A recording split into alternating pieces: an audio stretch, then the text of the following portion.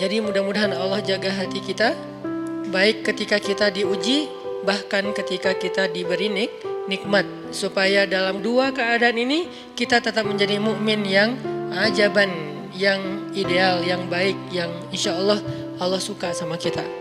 Kalau diuji sabara fakana khairallah, kalau diberi nikmat syakara fakana khairallah.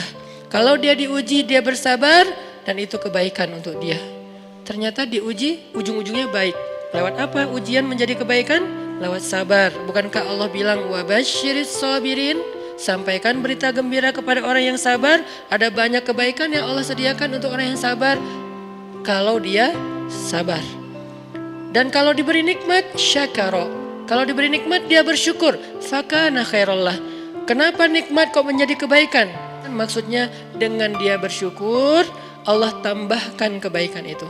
La in syakartum la azidannakum. Jadi orang beriman itu kayaknya hidupnya tuh harusnya sih nggak ada bete-nya.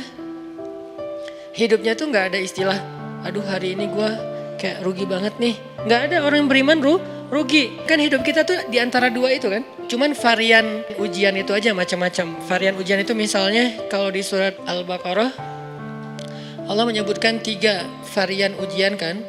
Ba'sa, dharra, zulzilu. Ujian fisik, ujian harta. Harta ini termasuk karir, kerjaan, usaha, bisnis.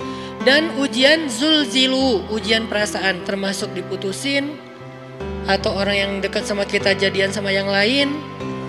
Atau mungkin di unfollow oleh ya gitu deh. Saya kalau udah ngebahas bab ini agak gimana gitu. Jadi 3 varian ini masuk kategori apa? Masuk kategori ujian. Tetap aja 2. Kalau nggak ujian nikmat, antara 2 itu nih. In asabathu sarra syakara wa in asabathu dharra sabara. Udah gitu aja. Dan nanti bahkan sampai ayatnya gini. Alladzina yunfiquna fis sarra'i wad dharra. Orang yang tetap beramal soleh lewat hartanya dalam keadaan dia berkelebihan atau dalam keadaan dia kekurangan. Itu mukmin, keren banget gitu.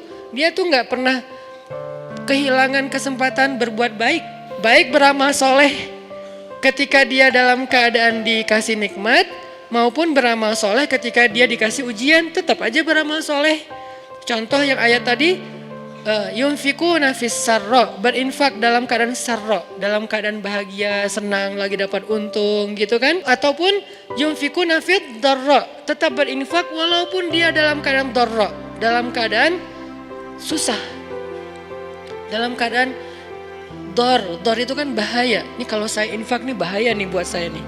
Kalau saya kasih nih saya kayak nggak ada tabungan buat mahar nih.